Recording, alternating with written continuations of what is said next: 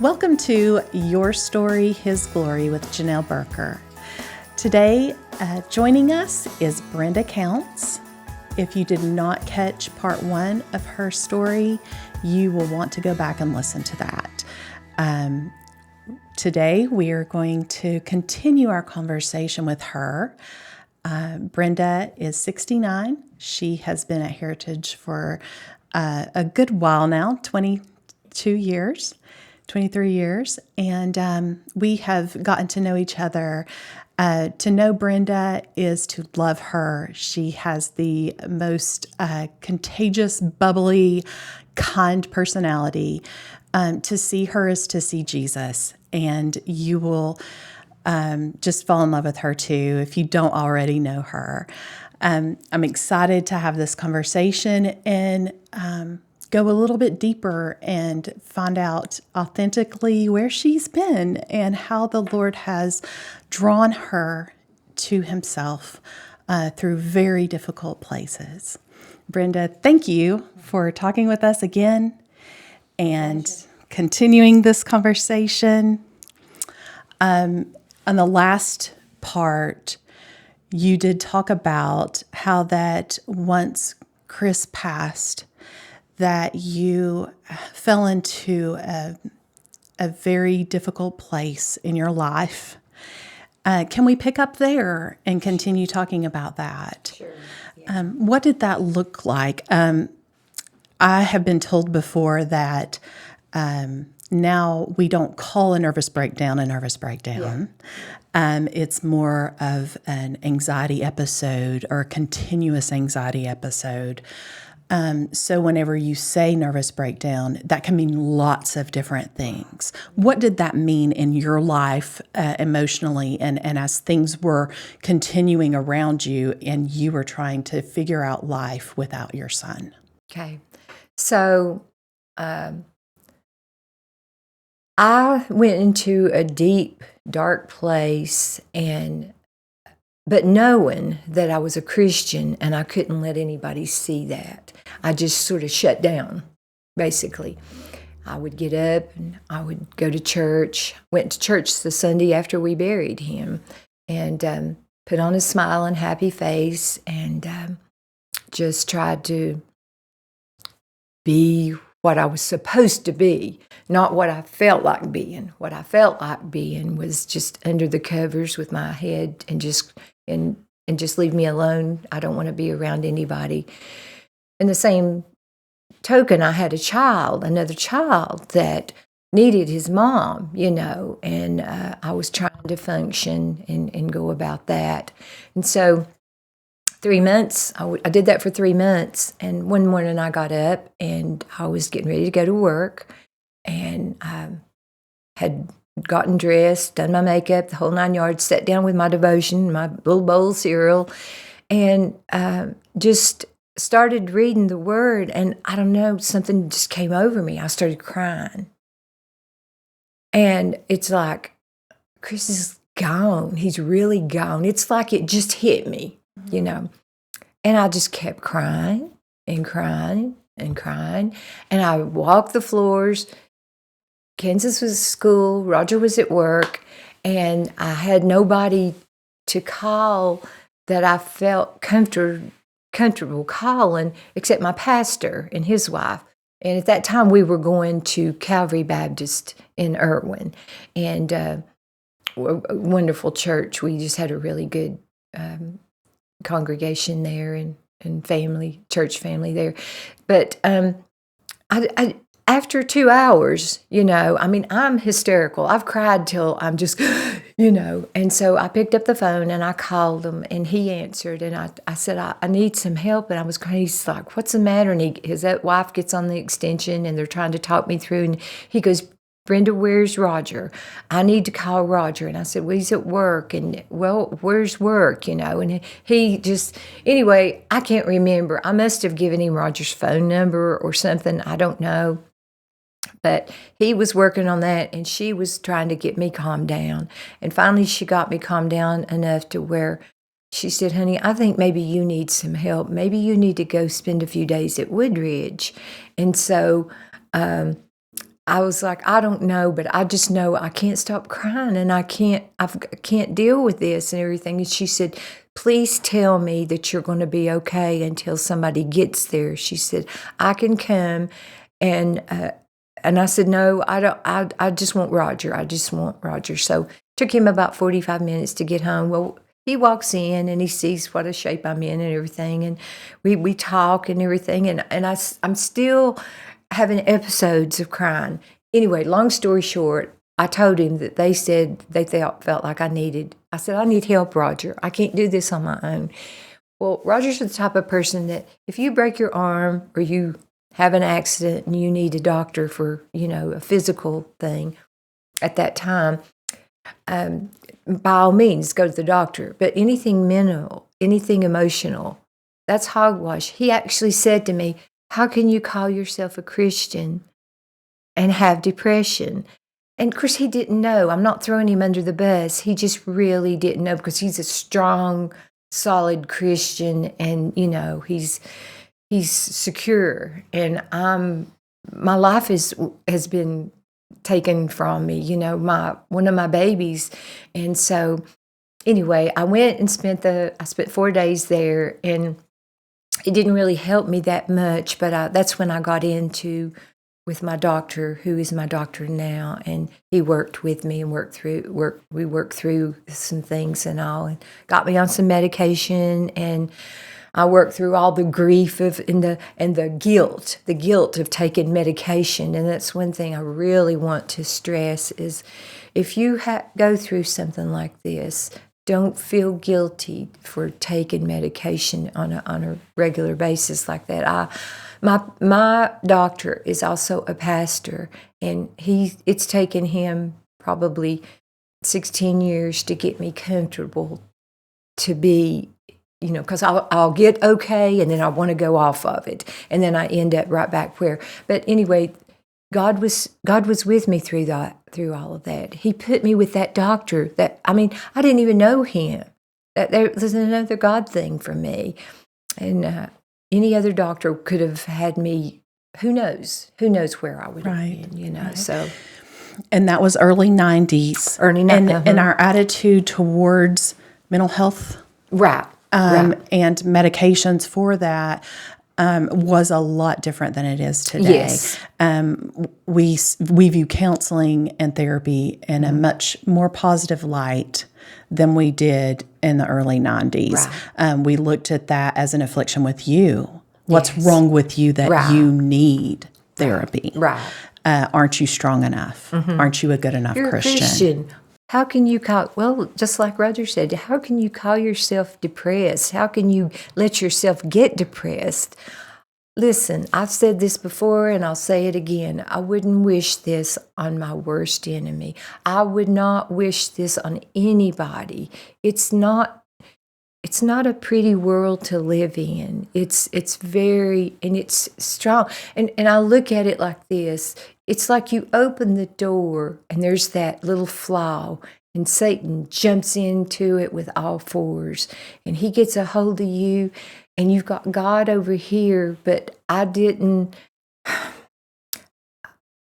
was in a place, and I don't really even know how to explain it, except that I was in a place that I was very vulnerable. Absolutely.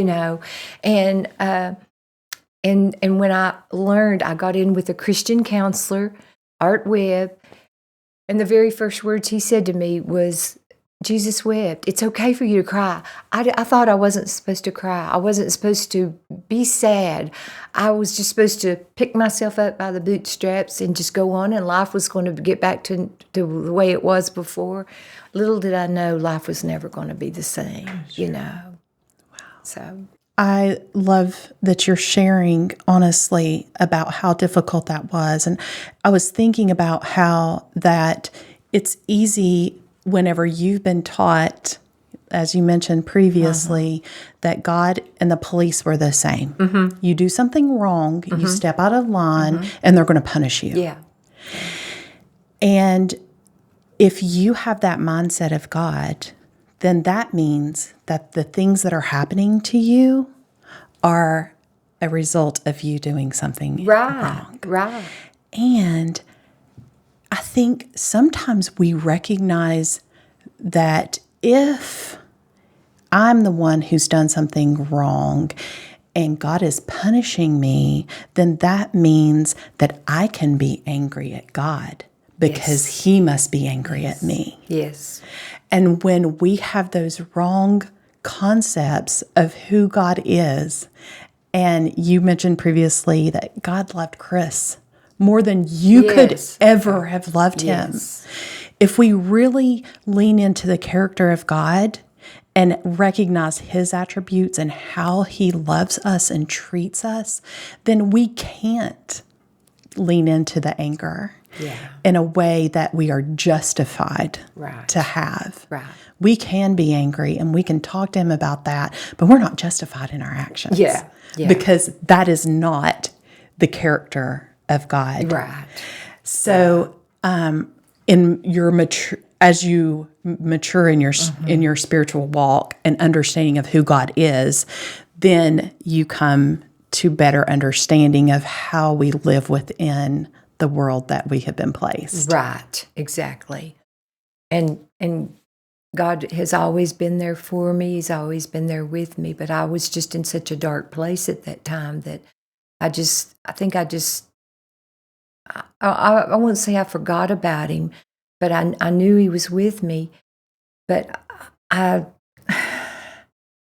it's hard to explain, where I was and how I got in that area. But anyway, through this counseling with Art, it just helped me so much and helped me realize that I don't know. I was going to make it through this one. I was going to be able to go on and be the person God wanted me to be and be a better mother to my other child, be a better wife, be the kind of person and live my life the way He wanted me to live it. So we can all look at the situation and understand why you felt the way you did. You don't have to explain that because it's easy to see. I think we can quickly question our own abilities if we were where you were. I can be my own worst enemy. Sure. Yeah, I can. I can go down that path, but it's not as bad as it used to be. Can I also say that I bet that even in your past of being walking through difficult marriages where you were mistreated but needed to be strong for your kids, then being a single mom where you were the one that had to pull things together. You had to feed your kids. You had to have a roof over their head, and it was on your shoulders.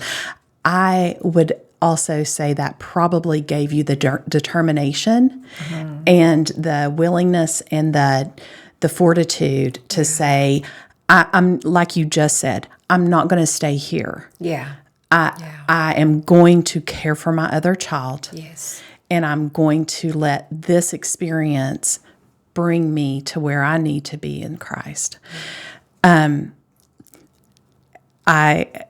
I don't think I'm that strong, and nobody does, I guess, unless they're faced there. I mean, how many times did I say before I went through any of this stuff when I saw other people walk through things, oh, I could never live through that. We all say that, from time to time. And you don't know what you're going to be faced with in life, and you don't know what strength you're going to get from God.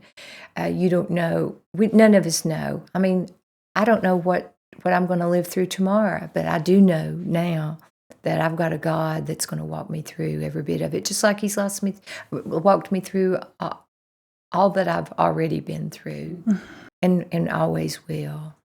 And we talk about the miraculous work of Jesus on the cross. We talk about the miraculous work of Jesus bringing us to faith in Him and being a Christian and cleansing us from all the bad, helping us to know how to turn away from sin. But when we're walking through the hard places like this, sometimes we are not looking for the miraculous work that He is in us. And, I say you had those attitudes that maybe put you in the right trajectory, but I know it was a miracle being worked in you. Yes. Yeah. To be able to hold your head up Yes. and get out of bed. Yeah. And to go back to work, just to put one foot in front of the other, each day. And I've been on my way to work before and got halfway there and just had to pull off the side of the road and just weeping and just have to turn around and go back home and just try it again the next day and just each day. And I would call one of my Christian friends, please pray for me. I'm having a really, really hard day. Pick me up, lift me up to the Lord, and and they would start a prayer chain and that type of thing. So I know that it's God. It's always God that gets me through this, because otherwise I'm not strong enough in myself to get through this stuff. So yes.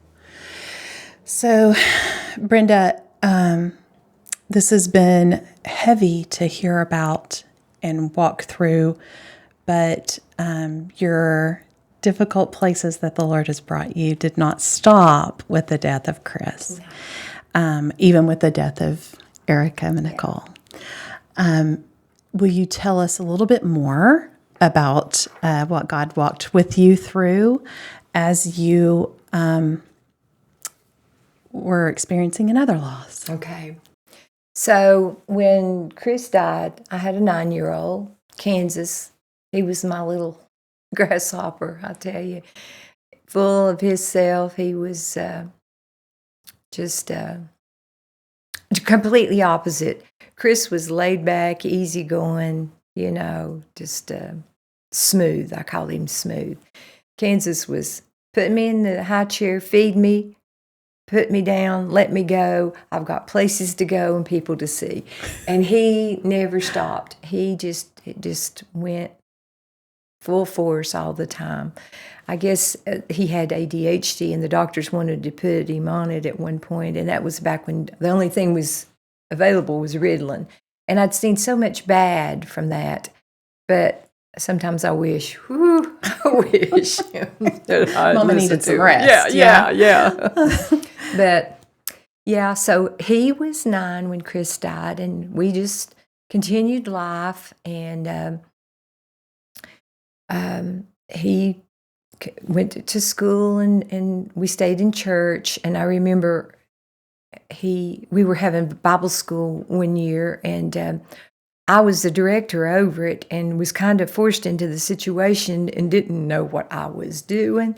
But thank God he was there. We were walking into the closing program one night, and he runs up to me and he just goes, "Mama, I want to get baptized." And I'm like, wait a minute. What? And I knew he'd given his life to Christ. There was a little group of them. There was about 6 or 8 of them that were the same age. They went to school together and they went to church together. And everybody was getting glasses at the same time, and everybody was getting baptized at the same time. So I was thinking, oh, this is a monkey see, monkey do thing. We need to talk about this. No, I want to. So I gave him to Roger. I said, I've got to go in here and get ready. I've got a million things to do. Talk to him. You go get the pastor and talk to them. And they ended up baptizing him the following Sunday, and Roger was able to do that. So he became a Christian, and he was, we just continued to live life. And fast forward up to, I guess, high school. He graduated high school in 2003. And wanted to be a fireman. That's all he ever talked about, was wanting to be a fireman. And he did all the things. He was this close to becoming a fireman. They work on like a point system, and you do these different things. And he had went to school to become an EMT. He had test anxiety, and he had already taken. Well, he failed the finals, test at the end of the class, and it turns out he had a learning disability. And I knew his teacher at Northeast State, and he told me if he'd have come to me and asked me, I could have given it to him verbally because he knew the material, and everything. Well, he did that twice. He went through 2 semesters of that, failed it both times, and then behind my back, I didn't know anything about it. He goes and joins the Army. Wow. So while he was here and going to the National Guard Army out in Gray, getting all his training and stuff like that, and they sent him off to Missouri. He came back and ended up going to Kuwait. Well, in the meantime, he got married. He married this girl that I hadn't even met before. He had moved out and I guess moved in with her, and next thing I knew, they got married, and next thing I knew, she was pregnant, and he's going off to Kuwait. So he's gone for a year there, and he comes back home, and they've been stationed now from here to Colorado Springs. And I had this little 6-month-old grandbaby and a 4-year-old grandbaby. She was an added blessing. She was from a previous marriage, so she was my bonus granddaughter, I called her. And so we had 2 little girls that we got to love on and take care of and everything, and that was my heart's joy. And then he got shipped to Iraq. He was in Iraq when they took down Saddam Hussein. He was steeped right in the middle of all that. I mean, he was in a bad way. I mean, not a bad way, but a bad area. I mean, he saw some horrible things. Several of his friends were killed. He worked for the transportation department, and they would go out at night to take them supplies like water. They didn't have water. They were out in the desert.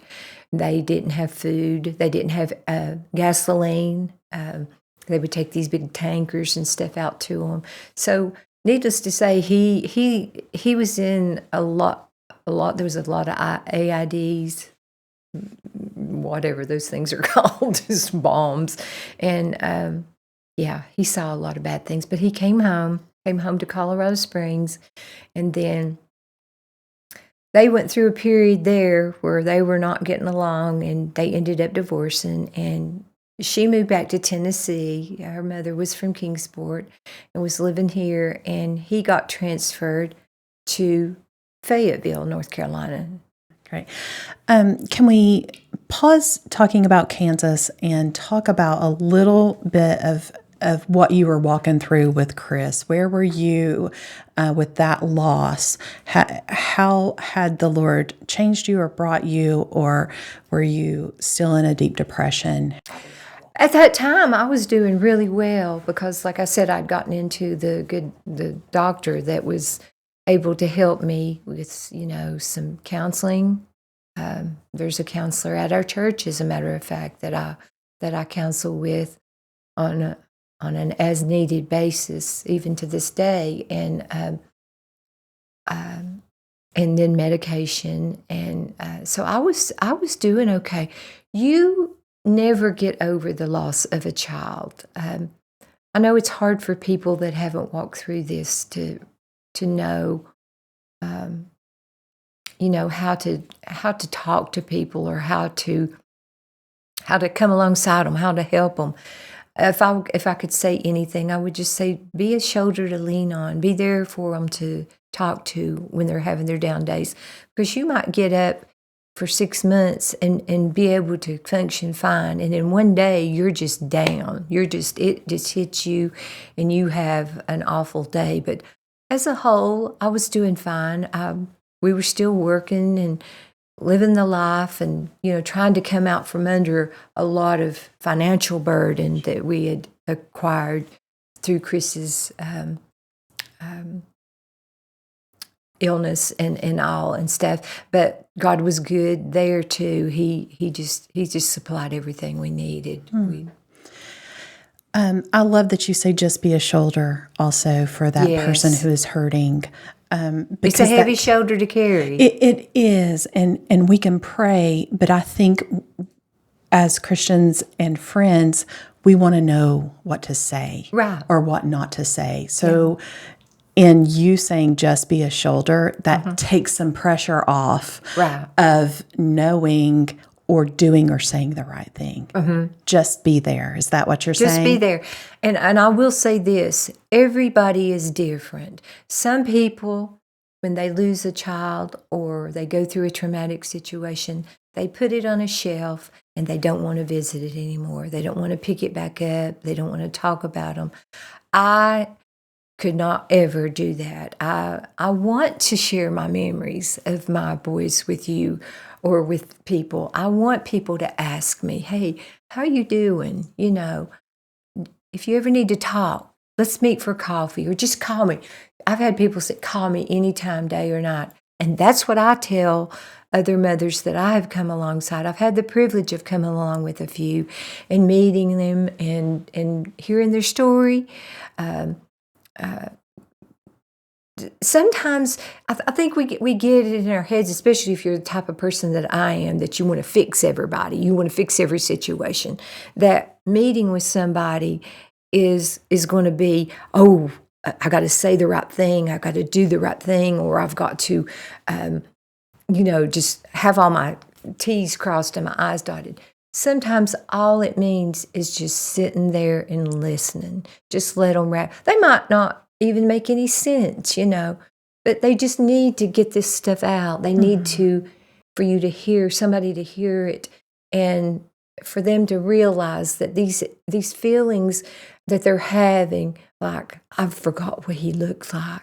I'm starting to forget what he looked like, or I forget his smell, or I forget what was that song that he liked really well, or, just things that you promise yourself you're never going to forget, You just go into it. If you get that call one day, or if you get that request, will you meet with me? I just need somebody to talk to. Just go with an open mind and open heart, that you don't need to have a list of things to say or not to say. Just go and listen. And if they want your input, they're going to ask you. I remember a short time after Chris died, I started having these, like, I was forgetting what he looked like. This was like a year into it. And I was like, oh, I can't do that. I mean, and so I went to a support group and I started hearing them tell their stories. And they were like, I had an episode last week where I forgot. He had this little mole, or she had this little place on, and was it on this side or was it on this side? Or, and you beat yourself up for that, you can't. And then when I heard their stories and heard that they did the same thing, I was normal. I wasn't crazy. I wasn't losing my mind, it's normal to be that way and all. So it's helpful to know that other people walk through it and have some of the same experiences you do. Yes, exactly. And people hear you and they see you and they have been there. And so hopefully when you say... they've lived through it, Yeah. And this was a Christian counseling group or support group that I went to. And that made a world of difference, because you got the perspective from God being in the situation, as he is, whether you're in a group of Christians or not. The non-Christians just don't know, that. And he saw the death of his only son. Right. That's got to be comforting, that God does understand. Yes. And that he can come alongside of you because he has felt the loss. And I think as Christians, sometimes you were saying you have to have the perfect thing to say. I think even we take it a step farther and think, I have to have the right scripture to speak into their lives. Yeah. The right words, just like when you ask me to do this, I'm like, I'm studying scripture and doing all this stuff and then trying to get my mind wrapped around what I'm going to say and everything like that. It's not going any place near like I thought it was going to. Like I said earlier, I feel like I'm babbling, but I'm just speaking from my heart. I just want people to know that when you go through something in life like this, yes, it's devastating, it's awful, but God's going to walk through it with you, and He's going to hold you up on the days that you feel like you just can't take another breath. He's going to be there with the right thoughts. You just got to give it to Him. You got to give it all to Him and let Him encompass your whole your mind, your whole being. And Brenda, we hear Christians say things like that, give it all to Him. Will you tell me what that conversation with Him was? What does that sound like? How do we give something that's intangible but is weighing us so heavily and is hurting us so much? How do we give that to God? you have to come to the end of you. Yeah, I mean, you have to be. So you can't do it yourself. You can't. And when but you have to realize that, because like I've said, I'm a fixer. I'm going to fix me. I'm going to fix you. I'm going to fix this situation, because that's the way God made me. I'm a fixer. I couldn't fix me. So when I finally came to the end of me, and the only place I had to go was up, and that really is where I was when I lost Kansas. That's the rest of the story that we'll get to here in a minute. Right. That's right. So at that point, you were still holding on to what you did have, which was Kansas. Oh, I put him in a bubble. Bless his heart, I was so afraid that I was going to lose him, and I thought, God, 4 children, wouldn't even let it enter my mind. When it would enter my mind, I would just like erase it. No. But he was in a war. I even tried, there used to be a rule in the military that if you had lost a son, and you had another son that went in, you could evoke that law and say, you can't have my other son. I tried that. Oh, he got so mad at me. One, it's not a law anymore. It's Really? not a rule. If they want to go in, they can go in. And 2, how could you take that away from me, Mama? That's my heart. That's what I want to do. And so we went around a few times over that, but I had to respect his wishes, So he went in and he did his thing and he came home. He was home on furlough. Well, I say furlough. He was stationed back at Fort, in Fayetteville. So he starts drinking. He's got, unbeknownst to me, he's got a drinking problem, and he meets this girl.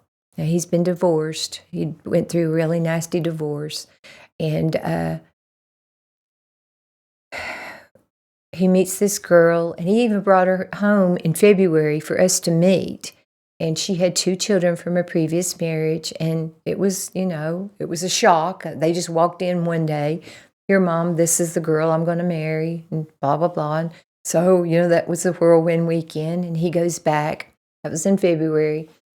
And the 1st of March,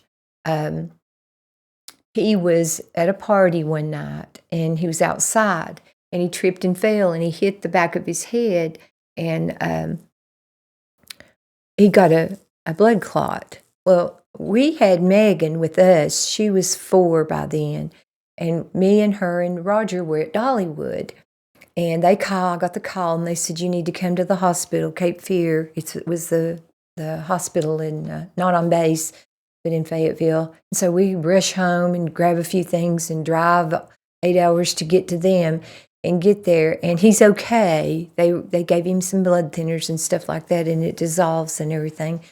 And that's when I find out about his drinking. His first lieutenant took me outside, and they said, and talked to me, and they said, "He's got a drug problem and he's got a drinking problem." And you could have knocked me over with a feather, because we had seen so much of that in our life that we just, I never thought he would ever even smoke a cigarette, much less touch into drugs or drinking. Well, turns out he was into it, and they'd found him, and they were actually going to court-martial him. But he had so many that came forward in his platoon to say, he's doing so well. He's such a good soldier. He's just picked up this bad habit, So they decided to downgrade him from Specialist 3 to Specialist 2, and they were going to send him to Fort Campbell in Kentucky and get him out of this environment and everything. 2 weeks later, we get the phone call in the middle of the night that he's had an accident. He fell out of a tree. He's punctured his liver, and he may not make it, and we needed to get there as soon as we could. We jump up. I mean, I'm just so addled. I'm in the deep throngs of sleep, and we just we don't even, we just grab, like a pair of panties and a bottle of pills and throw it in the car and take off. And Roger keeps asking me questions, and I'm like, I don't know, I don't know the answer, because this is all they said. He was in an accident. They had him. He severed his liver in half internally. It wasn't there wasn't an open wound, and he bled out, and they had to do CPR on him twice, and to bring him back to life. But he's at the hospital, and they're doing surgery. They had to open him up and sew his liver back together. But we need to get there as soon as possible. Well, en route, they call us twice and say, where are you? Where are you?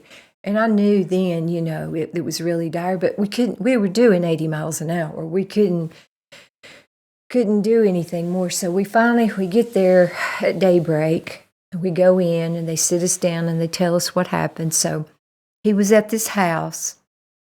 The girl he was dating, he had bought her a ring that day. He was going to ask her to marry him. He went to her, and he told her, he proposed to her, and she goes, Kansas, I love you like a brother. I'm sorry, I didn't mean to mislead you, but I'm in love with one of his friends, and I'm actually pregnant with his child. And it devastated Kansas. So he goes back to his buddies, two of his buddies, and he says, I'm going to go get drunk. And they go, no, you're not. Yes, I am. If you can either go with me or I'm going by myself. No, here's what we'll do. We'll get some beer. We'll go to the house. They rented a house off base. We'll play some beer pong. We'll play pool. There was a pool table there. We'll stay there, and, we'll be safe. So at some point, they decided to go out, and he had this thing about climbing trees. From the time he was this little till he was grown, he loved to climb trees. And there was a tree there. A year after this accident happened, I had foreclosure. I drove back there so I could see it. So in my mind, I could, So anyway, there was a metal fence that ran alongside the property beside it. And the cones that are the metal cones that are on the corners of them. One of the guys had climbed up in the tree. How they got in this tree is beyond me, because there were no branches for like 15 feet. But they, I guess with their skills that they had learned in the military, they'd shimmied up. So, but he had gotten up in it, and Kansas was standing down on the top of the metal fence, and he reached up, and he was pulling him up. And he said, I've got the limb, let me go. And when he did, he didn't have as good a grip as he thought, and he lost his grip. And he fell, and when he fell on that metal thing, and it internally severed his liver. So he ran into the house, laid down on the couch, and they said he was 6'1" and weighed 150 pounds. So he was a stick, he had no meat on his bones. And so they said within like 20 seconds, he looked like he was 9 months pregnant. And what had happened, all the blood from his body had pooled to his vital organs, and they were trying to, just keep him alive. And they called the rescue squad. They got him. He died again going into the hospital. They did CPR and brought him back. They had to do CPR when they put him on the table and brought him back. They got him hooked up to all these machines and everything and did the surgery. And he had just come out of surgery when we got there. And they told us what to expect before we went in to see him. Was he gone at that point? No. He was still alive. No, he was alive. He was only alive because of a ventilator, and they had blood. They were pumping blood. They gave him 30 units of blood in surgery, and it was running out as fast as they were giving it to him. They were giving him blood in the room. They were squeezing it in him because they'd already sewn up the liver and sewed him up, but his blood pressure was 42/39 when we got there. He was comatose, of course. They had him sedated to be on the life support. Every available femur vein that they could get an IV in, they had medicines of all kinds going into him just to keep him alive. Yeah. So when you went in to see Kansas, will you tell us what that experience was? Well, it was even worse than anything I ever saw Chris go through. He was hooked up to every machine you could imagine. He was on life support.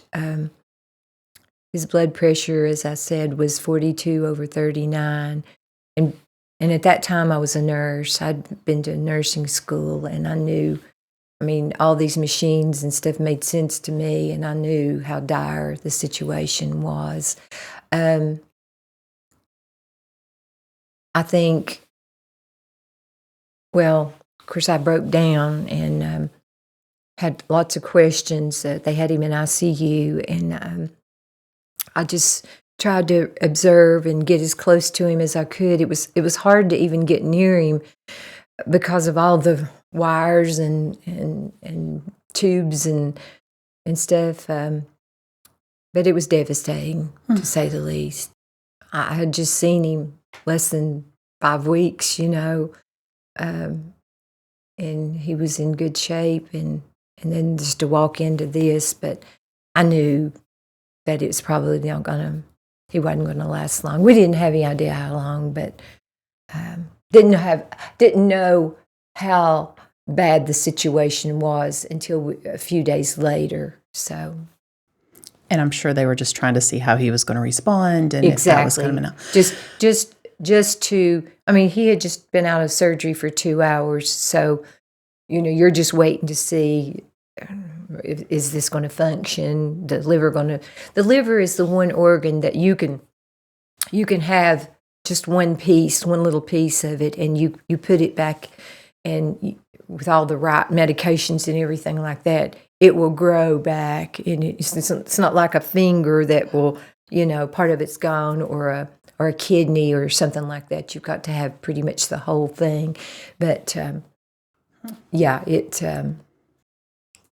that was, if anything good came from it, it was that. But they were able to completely sew it back together and stop the bleeding. And at that point, he was still he was not a DNR or anything like that. So they were doing everything they could to keep him alive. Yeah. Sounds like he had some good care. And as a mom and a nurse, I know that was helpful and comforting to you, even to be able to look back and know that they did everything. Yes. That's great. So as you find yourself in this situation, tell me what was going through your mind. I knew that he was probably not going to live, but it was just such a shock to walk in to see something like, I guess, again, I went into shock. And I had lots of questions for the doctors. The surgeons were a team of 2, and they saw things completely different. One gave us hope. One said, he's not going to make it, honey. If he makes it another 24 to 48 hours, you'll be lucky. The other one was like, he's got a strong heart, he's got a strong body, he's in good shape because he's been in the military. I think he's going to pull through this. So for the 48 hours after that, because they kept pressing us to decide whether we wanted to make him a DNR or not. And which having that made a big difference because they had poured so much blood into him. And I used to work for the Red Cross. I took blood. I know what a precious commodity blood is. And you don't want to keep pouring blood into somebody that's not going to make it when there's so many people. I mean, I know that sounds like a technicality, but it's not. It's a real thing. And especially to me, since I've walked through, this and everything.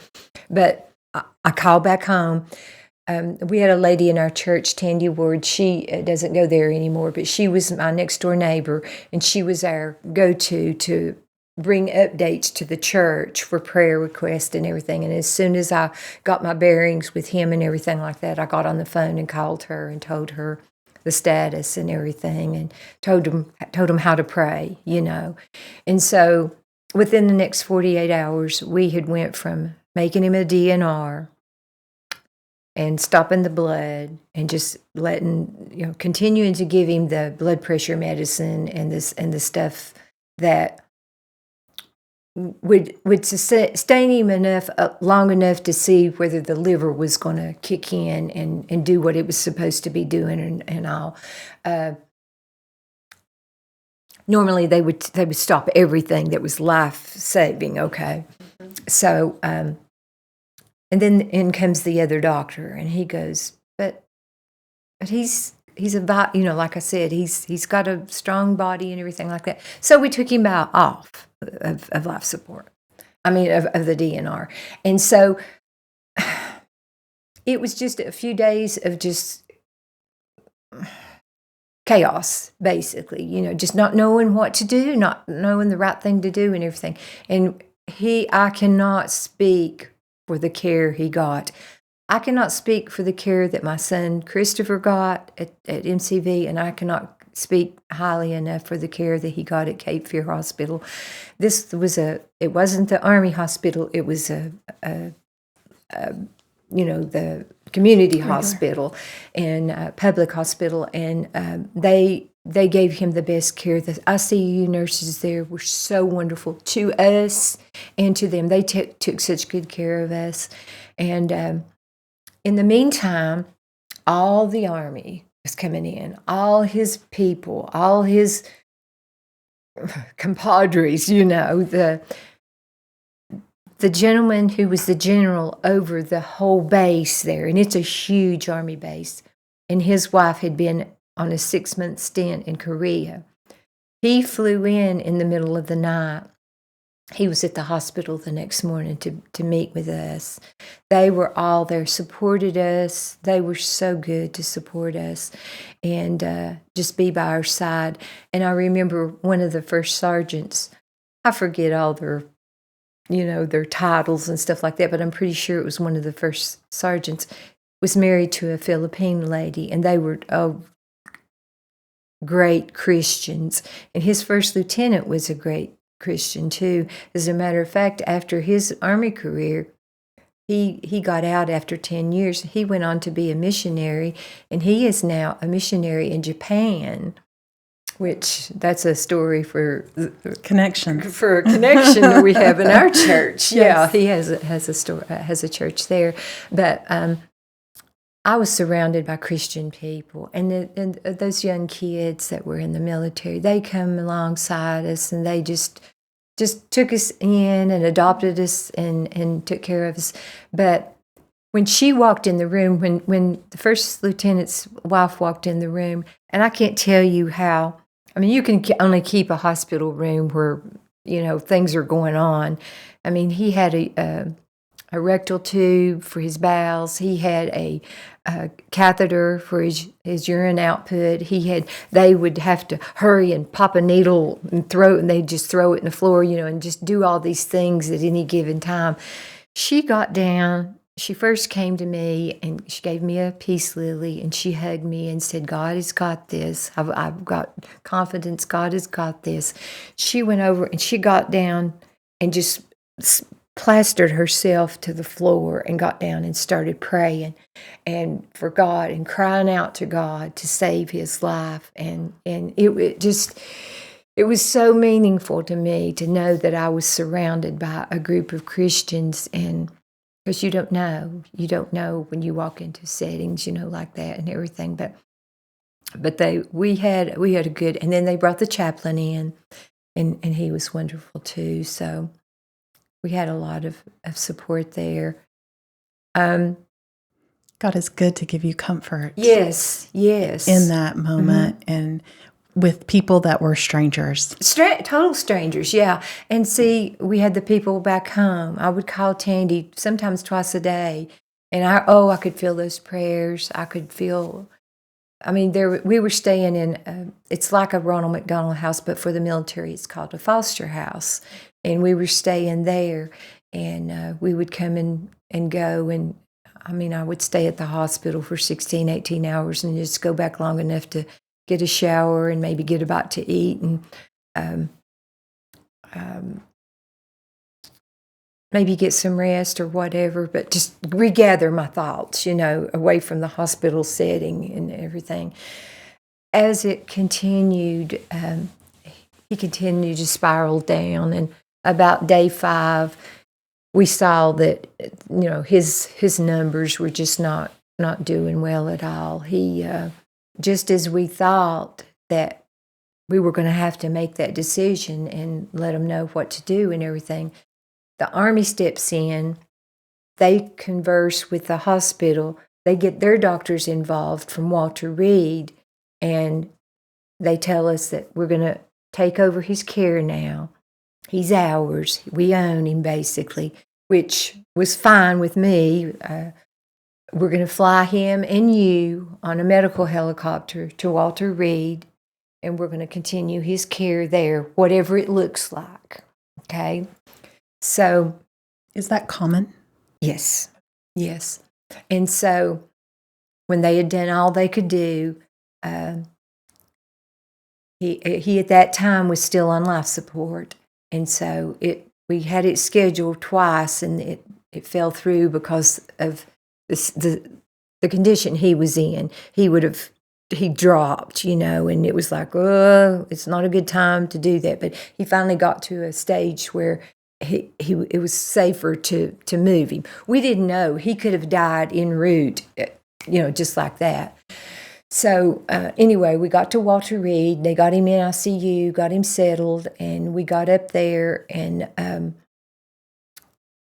the doctors came, and they took them 2 days to do all their assessing and everything. And they came back with the same thing as what they had told us there, that he is brain dead, he's blind, he's paralyzed from the neck down. And by that time, he had gone septic. His wound had gotten infected, and he had sepsis. And he was running a really high fever. And that was about 3 days of, going through this part and everything. And then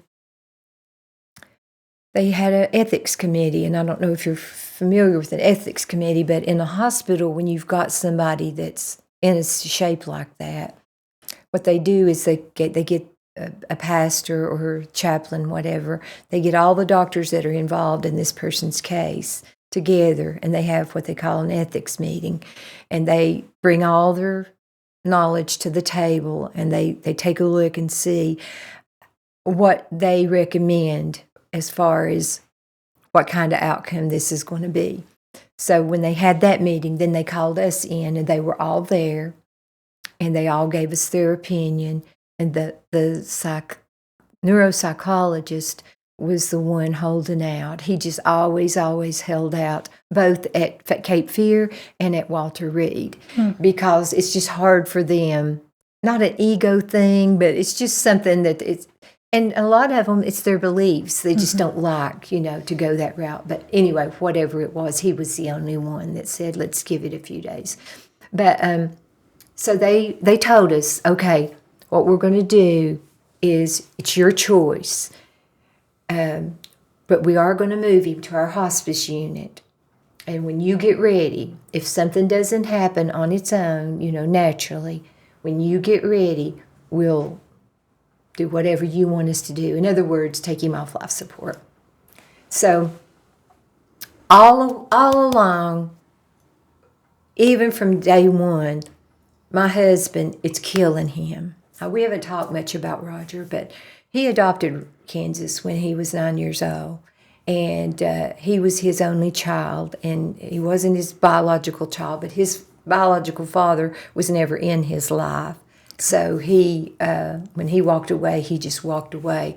So Roger was the real deal, And he kept saying, why are they keeping him alive? And I was like, honey, it's our choice. It's our choice. Then why are we doing this? We're just, And I'm like, well, I've got to know. I've got to know, And we're praying, and I'm just, okay, so when we had the ethics committee, I called and I told Tandy, I said, tell everybody to pray that God would give me the wisdom to do what I need to do to know when to basically pull the plug, because I knew I was going to. Right. I just was praying that it would happen naturally, because honestly, just to be blunt, I felt like Dr. Kevorkian. I mean, this is my child, Too heavy, yeah. So we went back to the room on that particular night after the ethics committee and everything, and I'd called Tandy and told her all of that. I woke up at 4. I was praying. I went back to the room, took a shower and everything, and was praying and praying and praying. God, you've got to show me what I'm supposed to do here. I was so tired. I wasn't sleeping. I wasn't eating right. And I didn't want that to be my deciding factor. I wanted to be, so I thought, I'm going to get a good night's sleep. And when I woke up, it was just like, bing, it's time. It was just like God said, it's time to let him go. He's not going to get any better. And so I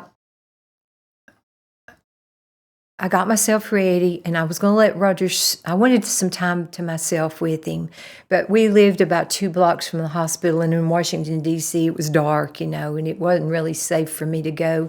I woke Roger up just long enough to say, you sleep some more. I'm going to go to the hospital. I just want some time to be with Kansas. Today's the day. And he's like he was this morning when I woke him up and said, will you pray for me? He was like, what? And I was like, I'm going to take him off of life support today. And he goes, okay, no, you're not going by yourself. Give me a few minutes to get myself together and, wash my face and everything. And so we walked back over there, and he made me go get something to eat in the cafeteria, and we ate and then went upstairs. We spent about 4 hours with him, and I talked to him, and there's a lot of controversy out there as to whether people that are in a coma can hear what you're saying or not. But I'm a firm believer that they can hear you, because I've seen too many cases where when they woke up, they tell you, I remember when this, and you said, and they said, so I don't know that whether he heard me or not, but in my heart, it was just, I had to say it to him. And so we spent our time and everything with him, and it was about 10:30. And no, I went in and told them as soon as we got there. I said, we're going to spend some time with us. And they were kind of in shock. They were like, I said, we're going to take him off life support today. Oh, are you sure? You're sure. And so, yeah, we said, yeah, but we want to spend some time with him, and we'll let you know and everything. And they said, you take as long as you need. So we spent 3 or 4 hours with him, and I went and told him it's time. And so they came in and they unplugged him from all the machines. Can I pause you for just Yes, a minute? you can. Yes. Can I ask the question, what did you say in those last moments? Can you share To Kansas? to Kansas Yes. those last words? I told him that I loved him more than life itself, that I was so proud of him, that he had made me such a proud mom, and that he was such a brave human being for going and doing serving his country, and for doing the things that he had done in the face of all the adversity that they were, and that he was so lucky that he made it home safe, and that I had his baby girl who was going to be mine to raise then, and that I was going to do everything I could to make sure that she remembered him and she knew the sacrifices he had made, and to share his memory, with her and all. How old was she at that time? She was just 4, and he had been deployed twice, so she just barely remembers him, barely. And you have honored him in that way by teaching her about her father. Yeah. As much as I could. She's 20 now, and she's just moved on, pretty much and stuff. But yeah, as much as I could, I would tell her and show her things, and yeah. So they came in and unhooked him. Yeah, they unhooked him, and we went back in, and at that point, I was able to just crawl up in bed with him, and I got up beside him and just stretched out and was holding his hand, and same as I did with Chris when Chris died. And I said in both their ears, how proud I was and how much I loved them. Basically, it's okay to go. I did say that to both of them. Chris fought it so much, and Kansas didn't have it in him to fight because he was just basically a vegetable, But Chris fought it. I remember asking the doctors, why does he what's in him that makes him keep fighting and just not giving up? And they said, he is a perfectly healthy boy. He's got all his faculties. He's exercised all his life to play this baseball and everything like that. And he's just got sick lungs, That's the thing that's bringing him down. He has sick lungs. And so he's going to fight it because he's got the will to live. The will to live was the thing. See, Kansas didn't have the will to live. He didn't have anything like that. So anyway, I crawled up in bed with him, and I laid there, and I just talked to him. And I'm thinking in the back of my mind that they start him on morphine, is what they put him on when they to just keep him comfortable. And they started him on some, and he started getting antsy, just he couldn't move. He was trying to breathe on his own, and he didn't really have the whereabouts to do it. So he had these big, broad shoulders, and he would, just have this awful, awful breathing and fighting to breathe and everything. And it was so tragic. It was very tragic to watch him, just do that. I'm thinking 15 or 20 minutes, he'll be gone. Well, after I see him come, and they're seeing his rates go up and everything out on the monitor, so they come in and they bump it up. And so he's even more and more agitated. And so after about 30 minutes or so, I can't remember now, I asked them to bump it up again, and they said, well, we'll bump it up, but no, we're going a little fast with this. And I'm thinking, what does it matter, But they're the ICU nurses. I'm not. They need to do what they need to do. And so he lived for 3.5 hours after they took him off of that. And then he just slowly but surely started taking smaller breaths, and it was spaced out farther and farther. And then he just took one last breath, and he was gone. And I was there. But I got to back up and say, at one point when Roger was watching him and just experiencing this horrendous time, he looked at me and he said, Brenda, I don't know if I can do this or not. And I said, Roger, honey, I remember I took him by the hand. I said, you don't have to be in here. I totally understand. This is awful. But this is my baby. I carried him in my womb. He is a part of me. And I was with his brother, and I'm going to be with him, when he goes. I'm just am. And if you need to leave, right there's the door. I will not say one word to you for that. You do you. And so he stayed, but it was very hard, for him. But he took his last breath, and they came in and pronounced him. And I appreciate that you are able to say to the person that is your support in that room that he can do, and that he's whatever he chooses is not wrong. Right. It's not. No, it's not wrong. It's just like grieving parents. Some people, like I said before, don't want to talk about it. Some people love to talk about it. Some people, it seems like they're never going to get over it. Some people, it's just everybody's different in how they deal with tragedies and traumas in life. And you've got to give people grace. You've got to give people grace. Yes. Whether we're friends, whether we're family, I think we have to remember that our experience and the way that we would react doesn't have to be the same for everyone. So you go back to Tennessee, and you've found such loss in your lifetime. What year was that, Brenda? 2010. Okay. Chris died in 91, and Kansas died in 2010. So there was a lot of years there. I need to get one thing said. I know you're trying to walk me through this, but if I can jump ahead just a little bit before we run out of time, I buried my son, and I came back to church, and I got back into life. It took me forever to go back to work. I worked at the VA then as a nurse. But I got mad at God. I got so mad at God. How dare him take all my babies? He left me one, and that was my saving grace. And how dare him take him?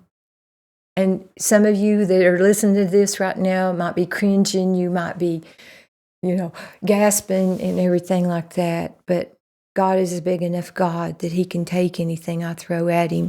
In respect, I'm not being disrespectful here. But I did, and I almost walked away from my religion, from my relationship with God altogether. I was so angry at him. I still don't understand why. Not that we're supposed to know the whys. That's another big lesson I learned. But I was at the crossroads of either walking away and just never looking back, never gracing the doors of a church, never praying again, or jumping back in with all fours. And it was 6 months that I lived like that. Oh, I would come to church and I'd put on that face and put on that, spout those Bible verses and stuff. But inside, I was just rolling with anger. I was just so hurt. And who do you think you are? Why would you allow me to do this? Like I was something special, But anyway, I was sitting in my home one day by myself. Don't even know I can't even remember what I was doing, but it was literally just like somebody touched me on my shoulder. Just a light tap. And it was God speaking in my brain. And he said, Brenda, oh girl, you got to make up your mind. Either you're for me or you're against me. Now, I've put up with this. I've given you grace. I've given you time to work through this, but the time has come. You've got to rid yourself of this anger, this bitterness, this hatefulness, and get back with the program or you're gone, I mean, it's just, you got to make up your mind. And I melted. I just melted in a heap in the floor. And I cried, and I cried, and I cried. And I asked him to forgive me and just kept pouring my heart out. Please forgive me. Please forgive me. I'm so sorry about all this. But I choose you, God. I choose you. I have to choose you.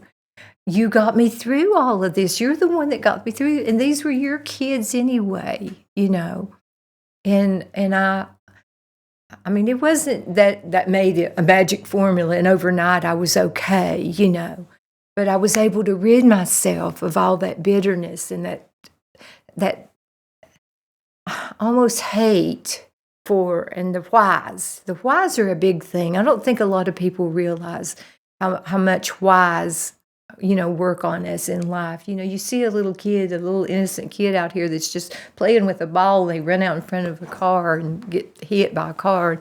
Why? God. But we have to be able to accept that God's God and He knows what's best for everything, even in tragedy like this. And I still have to work on myself. I still have times when I see things happen to other people and I'm like, what are you doing, God? And then I have to come back and say, wait a minute, who are you? Who are you that you would judge God? He created you. He created your world. He gave you the blessings that you get every day, the life that you have, your health. And look what He's done in Heritage Baptist Church. Look at the babies He's given you to pour your love into. He's taken that love that you couldn't give your children. And you get to love on these. It's a privilege to just come alongside these and watch them get their first tooth, watch them take their first step. Be there as they're growing up, and watch them like Abby and Trevor grow up and have their baby. I had them when they were babies. Yes.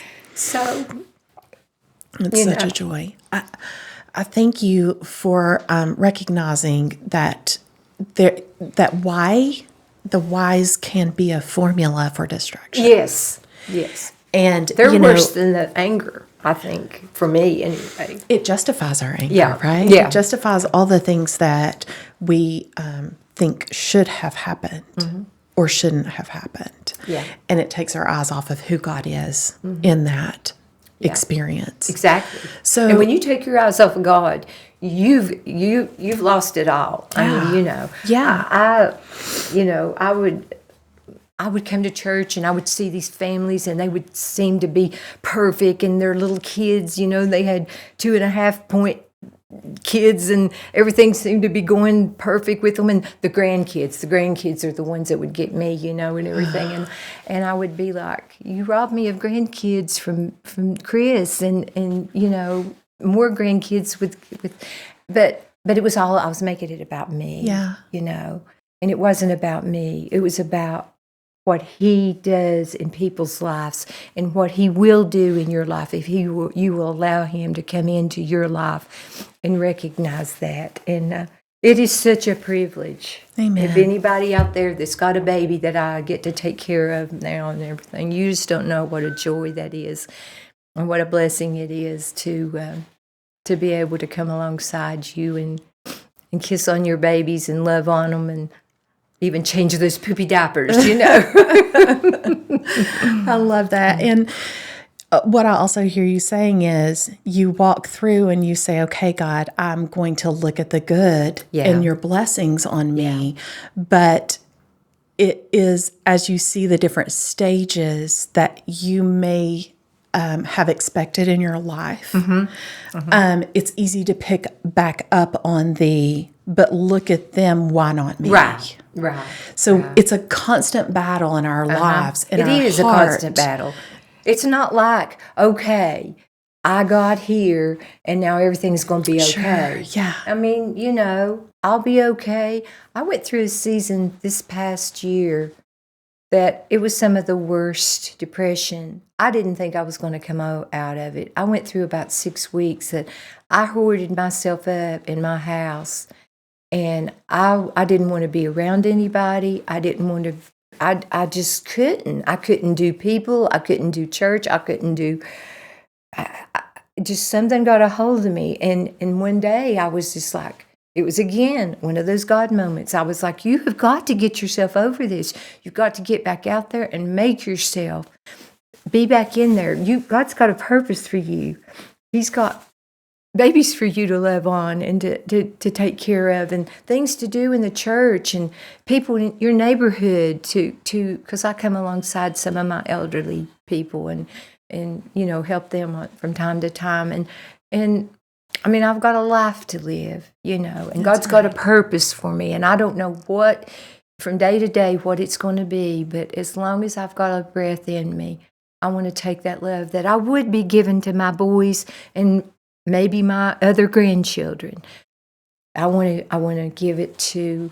That's the way He made me. He made me with that mama grandma complex, and it's just. It's beautiful in you. It's beautiful in you, Brenda. And I remember when I first met you, and I saw the love and the joy that you gave to the kids around you. And when someone said, she's experienced a lot of loss, I was shocked. And I believe I asked you about it because I'm curious, and that's what I do, is ask questions. Yeah. And you said, oh, yes, I didn't only lose one son, I lost another. And what struck me was the joy of Jesus that you have in your life. And I just thought, how do you have this love for others and this love for Jesus with such great pain and experience of I carry loss? A little card around in my pocketbook all the time, and it says, Jesus loves you, but I'm His favorite. I found that in a little shop one time. And when people ask me that, that's just what I go to, because honestly, I could have walked away and never looked back, but He wouldn't let me. He wouldn't let me. He just like when He touched my shoulder, and He just loves me so much, and I don't deserve it. I do not deserve anything. I didn't deserve my boys. I didn't deserve my grandchildren, but He's blessed me with them, and He's blessed me with this church and His church family, and like I say, a wonderful husband. We've been married 36 years now, and He's a keeper. It's beautiful. Will you leave us with, you shared a story with me the other day about someone you saw in a grocery store parking lot. Would you share that with us and help us to understand how God is still using you in the lives of others, not just babies here at our church? Well, like I said earlier, my heart goes out when I hear of especially mothers. I don't neglect fathers. I don't talk about fathers that much, but especially a mom, because having a mom's heart and all. But there's an organization called the Gold Star Foundation, and they are a foundation that comes alongside families that have lost a child or a spouse in the military. And I happen to be a member of that society because of my son being in the military. And they do a lot for us. They reach out and, like, they'll host us to the Kentucky Derby. They'll send us to Dollywood. They offer all kinds of counseling and any kind of help that we would need and stuff like that. And I have a tag on my car that I hesitated for 6 years to get because I didn't want it to be like a headlight saying, wah, wah, she's one of those poor little old women that, lost a... I got it simply because you don't have to pay for tags. Once you get that, you don't have to buy another tag for the rest of your life. So Roger and I both got one. And so I pulled into the grocery store a couple weeks ago. I love to reach out to other mothers and be there and talk with them if they've walked through anything like this. And they help me as much as I hope that I help them. But I saw this woman pull in Food City, and she had one of the tags, and you don't see them very often. And so I sort of scoped her out and was watching her and everything, and followed her into the grocery store. And I said, "Ma'am, can I ask you a question?" And she goes, "Sure." And she turns around, and I said, "Are you driving the car with the Gold Star family tag on it?" And she goes, "Yes, I am." And she said, "And it's awful." And I said, "Yes, I know. I've got one too."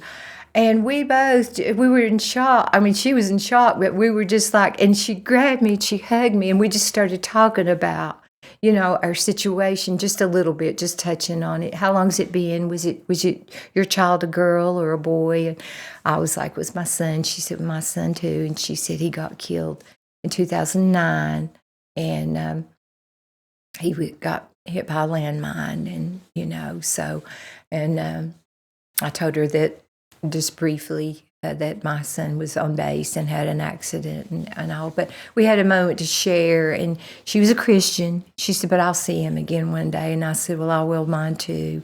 And I said, that's the good we've got out of this and all. And I said, "And the years we had with them too, you can't forget those." And we parted ways, and just it was just a good thing. It was a feel good feeling to. Absolutely.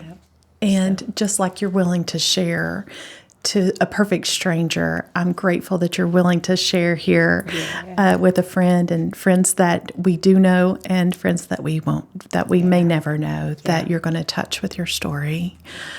Thank you so much for your heart, for your love for Jesus, for your love for others, and just how you're willing to say, "I don't know what God has for me, but I choose him."